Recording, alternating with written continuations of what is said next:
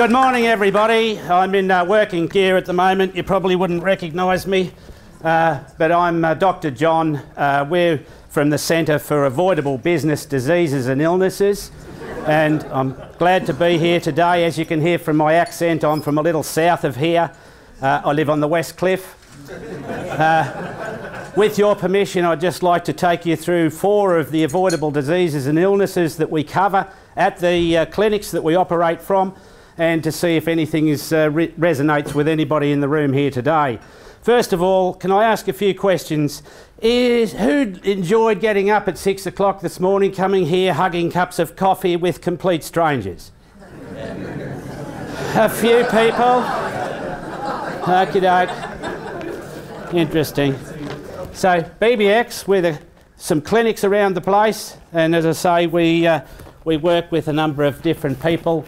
We operate around the world in a number of different countries because we've found that business owners in all those countries have the same problem, and that's why we opened up a series of clinics here already in the last 12 months or so to help some people around the place.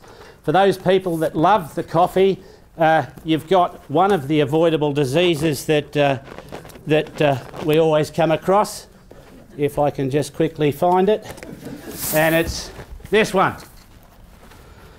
Now, some of you have got Neil and some of you have got Scott, and that's the easiest of the two is Neil. Nearly got friends, and the worst one is Scott, no friends at all.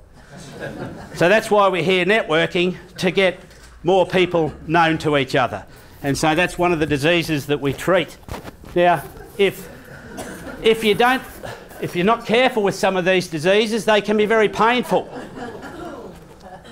And this is some of the worst cases that I've come across, just to give you an idea of, none of you look like this morning, but we've been able to successfully treat even the worst possible cases, so there is hope.